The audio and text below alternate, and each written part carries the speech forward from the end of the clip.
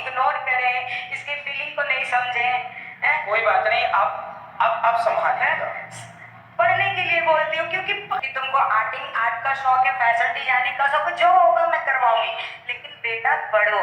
हाँ, समझ में। अपने आप को ना बेटा मजबूत करना चाहिए, इतना मजबूत करना चाहिए कि आने वाला कोई भी संकट, आने वाली कोई भी मुसीबत आपका कुछ बिगाड़ ना सके।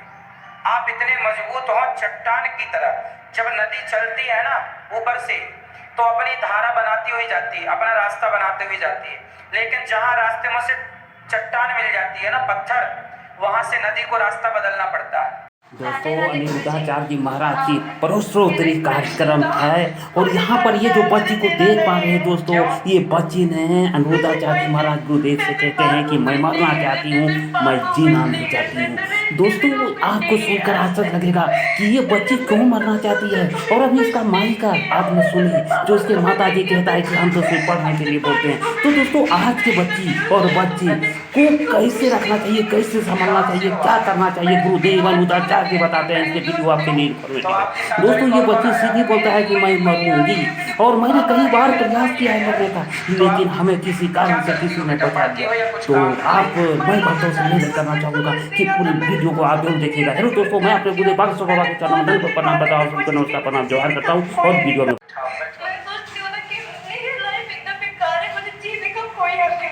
आपको ऐसा क्यों लगता है कि आपको जीने का हक नहीं है? आपने क्या गुनाह किया? मैंने हमेशा देखा है कि मैं जितना भी काम करती हूँ ना, वो सब गलत जाता है। जैसे क्या काम करती हो आप? जैसे मैं जो मुझसे काम कहती हूँ, मैं वो भूल जाती हूँ। वो बाद में मुझे कोई याद आता है तो उसके लिए टाइम मिलता है। अगर थोड़ा सा बैठ जाऊँ तो उसके लिए कितनी उम्र है आपकी? मेरी अभी 14 है। तो आप पढ़ाई क्या करती हैं अभी? अभी मैं तो 9th क्लास में हूँ। अभी जो हॉलीडेज चल रही है, फिर कल रात को हम लोग इधर से चले जाएंगे। 9th में हो आप? तो आपने मरने का बहुत सारा प्रयास किया है पहले? बहुत किया। क्या? दोस्तों आपको सुनकर आश्चर्य लगेगा कि बात इतनी दूर तक ही नहीं, ये बच्ची बोलती है कि मेरे माताजी हमसे परेशान होकर, क्योंकि हम सब काम भूल जाती हूँ, पढ़ाई भी भूलती हूँ, काम करना भी भूल जाती हूँ, बाद में याद आती है, इसलिए हमारी माँ तंग आकर फांसी लगाना चाहती थी, और फिर हमें बोली कि हम रसोई घर में जाकर आप आग लगा लूँगी, और इनका माँ ही कहती है कि बेटी खुद फांसी लगाना चाहती थी। दोस्तों ये एक ऐसी कहानी है कि हर माता पिता को इसको ध्यान से सुनना चाहिए, क्योंकि आपकी संस्कार ही आपकी लाड़ी को, आपके लाड़े को यानी पुत्री को और आपके पुत्र को ही मतलब जो अच्छे संस्कार देने का काम करेंगे। संत महात्माओं का कथन इसलिए सत्य है कि आज इस वीडियो को आप पूरी तरह देखिएगा और देखिएगा कि संस्कार कितनी बड़ी चीज होती है। आज बेटी माँ पे और माँ बेटी पे आरोप लगाते नजर आती है, लेकिन बात जो भी हो, आखिर यहाँ पर एक दूसरे का जो है जान जा सकती थी या जाने वाली थी। दोस्तों बेटी तो कहती है कि कई कई बार हमने आत्महत्या करने का कोशिश की, ये भी वीडियो क्लिप आपको सुनाऊंगा, और ये भी सुनाऊंगा दोस्तों कि उसकी माँ का कहना है कि हम बेटी को कभी नहीं चाहते वो मरे, लेकिन बेटी का कहना स्पष्ट है कि मेरी माँ चाहती है, पिता चाहता है, भाई चाहता है कि हम मर जाएं। लेकिन गुस्सा में माता पिता भले ही अपने बेटी या बेटा को गुस्सा में कह दे, लेकिन दिल से कभी वो ये नहीं कहता कि मेरी बेटा या बेटी कुछ हो। लेकिन दोस्तों इस बच्ची का आरोप है कि मैं जिंदा नहीं रहूंगी बाबा, मैं मरूंगी, इसलिए मैं ये कहा कि, और इसका माता पिता भाई का ये भी आरोप है, पिता का आरोप है कि हमें तो आज पता चली, यानी यहाँ पे पता चली। तो दोस्तों वीडियो क्लिप में बने रहें और वीडियो तो मैंने मैम से बहाना मारा कि मैम मैं वॉशरूम में जा रही हूँ। मेरी वॉशरूम में एक्चुअली मैं बेसिकली सेकंड फ्लोर चली गई अपने स्कूल के, एंड उधर से ना मैंने देखा कि जमीन में मैंने उधर से गिरने की कोशिश में गिर गई थी, फिर कुछ लोग आ गए और उन्होंने मुझे बचा दिया। फिर ने बोला सब क्यों किया, तो मैंने उन्हें ये बोल दिया कि मैं गलती स्लिप हो गई थी, मैं देखी कि उधर कोई पिकॉक थी, मेरे स्कूल में पिकॉक्स है, तो मैंने उधर कोशिश की थी, पर मैं फेल हो गई। एंड एक दिन हुआ क्या था ना कि मेरी मैया ने कुछ लिखने के लिए बोला था, तो मैंने वो नहीं लिखा। बाद में मैंने उसे लिखा था, तो मेरी मैया ने वो पेपर लिया, फाड़ दिया। फिर मैया ने कहा कि अब से तो कोई काम नहीं करेगी मेरा। तो इसके बाद मेरी मैया मेरे सामने आंखों में बातें लगाने गई थी, मैं उसके दिमाग में कुछ नहीं चल रहा था, फांसी लगाने गई थी। क्यों? मैंने वो काम करके दी थी, मैं कोई काम नहीं करती थी, इसलिए और मेरे दिमाग में कुछ नहीं चल रहा था। मेरे दिमाग में आ रहा था कि मैं तो पनौती तो दर्द की बहुत है, तो मर जाऊं मैं,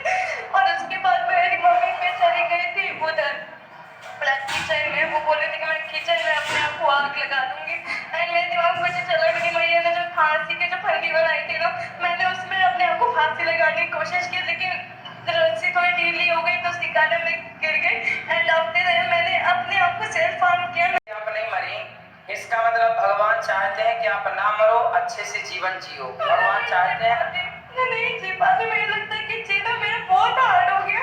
मैं इतनी लेजी हूँ कि मैं अपने आप से उठ भी नहीं सकती, क्योंकि मैं किसी को बता नहीं सकती कि सुनो, आप किसी को कुछ मत बताओ, आपने हमें सब कुछ बता दिया है। अब आप ना केवल पढ़ाई पर ध्यान दो अपनी। कोई तो नहीं हो पाता है, मैं जितना भी कोशिश करती हूँ ना नहीं जाता, और सब लोग कहते हैं पढ़ो पढ़ो पढ़ो, पर मुझे कोई सपोर्ट नहीं करने आता।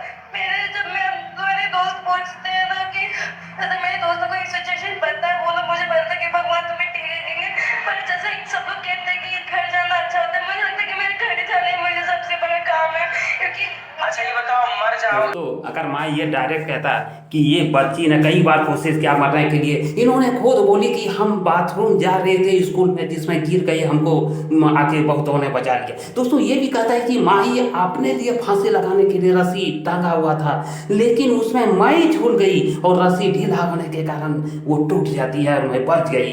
तो इसी पर गुरुदेव अमृताचार्य महाराज कहते हैं कि भगवान ये नहीं चाहता है बच्ची की तुम मरो अभी, बस भगवान चाहता है तुम जियो। इसी तरह उस पत्थर की तरह तुम्हें बनना है, उस चट्टान की तरह बनना है जो नदी के बीच में अड़िग है। तो उसको कहता है कि नदी के बीच में वो चट्टान जब अड़िग होती है, तो जब वो पानी की बाढ़ भी आती है तो चट्टान को छोड़ते हुए बगल से वो अपनी रास्ता बनाती है। उसी तरह कहता है कि तुम्हें जीना है और जीने के लिए तुम्हें इतनी मजबूत होनी होगी, इतनी पकड़ करनी होगी अपने आप पर कि एक पत्थर के भांति कि तुम दूसरे को अगर वो तुम्हारे पास आए तो रास्ता को बदल के जाना पड़ा उस नदी के भांति। दोस्तों ये है संत महात्माओं की वचन, ये है सत्संग का महिमा, ये है सत्संग की महिमा का वो था जो कि हर किसी को जो है पार लगाता है। इस जन्म से नहीं अगले जन्म में भी पार लगाने की क्षमता इस सत्संग में होती है। दोस्तों तो अभी आप लोग ने सुने कि अगर अपनी बच्ची और बच्चे को संस्कार देना है तो कम से कम देखिए कि ये बच्ची कितना निराश हो चुकी है, किस तरह रो रही है और उतने उतने आदमी के सामने सिर्फ ये बात कहती है कि मुझे जीना नहीं है। अगर ऐसी स्थिति आपके घर में बच्चे और बच्ची का पैदा ना हो तो आप बच्चे से ही उसे संस्कार देना शुरू कीजिए, उसे नैतिक शिक्षा दीजिए, चरित्र शिक्षा दीजिए। दोस्तों आपका घर खुशी से भर जाएगा, फल फूलेगा। कि जीना मेरा बहुत हार्ड हो गया।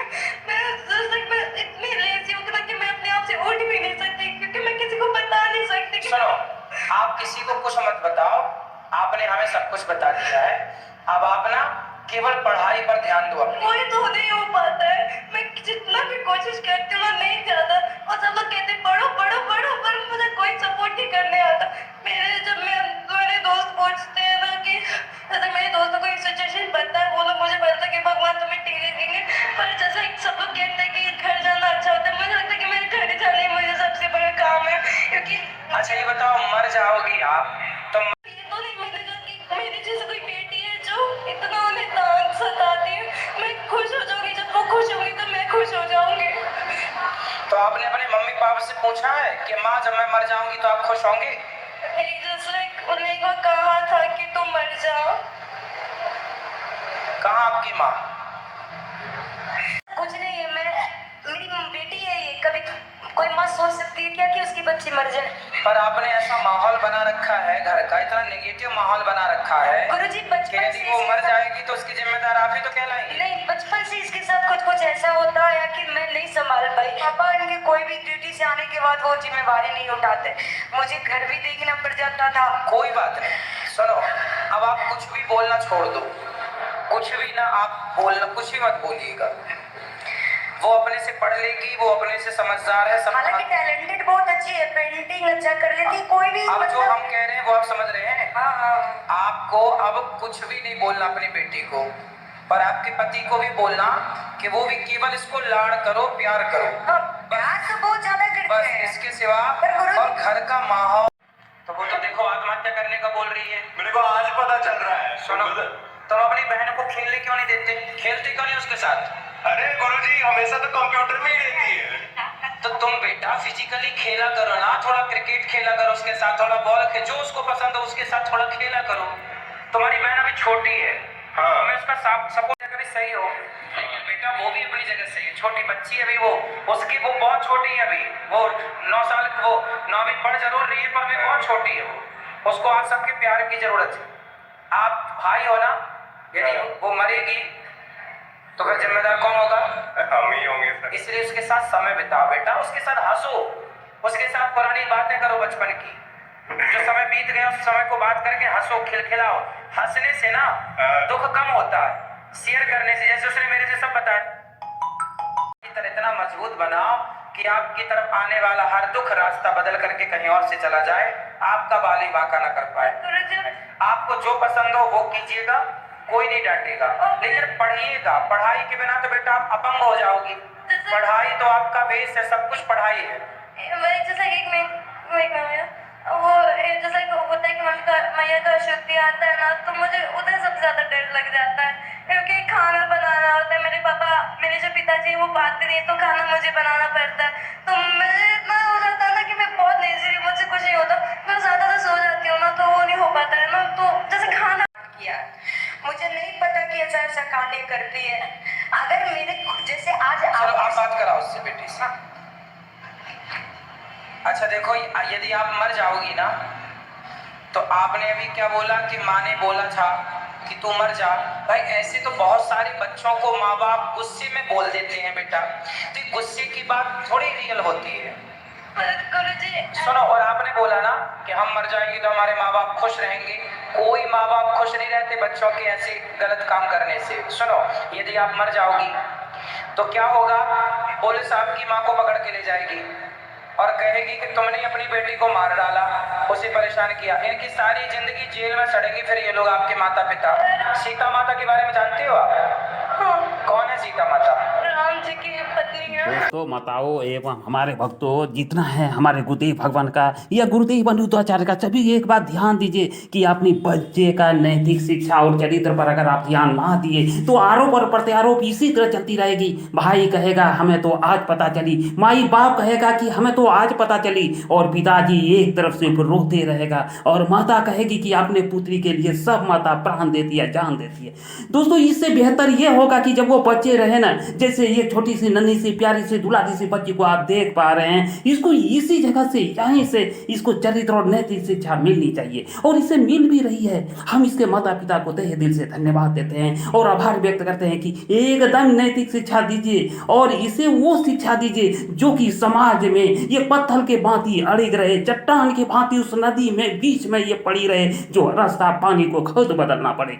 अगर आप ये ऐसा चाहती हैं तो अपने बच्चे और अपने बेटे को ऐसा ही नैतिक शिक्षा, चरित्र शिक्षा प्रदान कर उसे मजबूत उस पत्थर की तरह बनाने का कोशिश करें जो एक नदी में पड़ा हुआ है और खुद बाढ़ की पानी को भी रास्ता बदलना पड़ता है। तो दोस्तों, आप लोग समझ गए होंगे हम कहना क्या चाहते हैं। तो वीडियो आपको कैसी लगी? अगर वीडियो अच्छी लगी हो तो वीडियो को लाइक कर दीजिए, चैनल को सब्सक्राइब कर दीजिए, उषा ब्लॉग चैनल का सदस्य बनकर मेरा मान सम्मान को बढ़ाइए।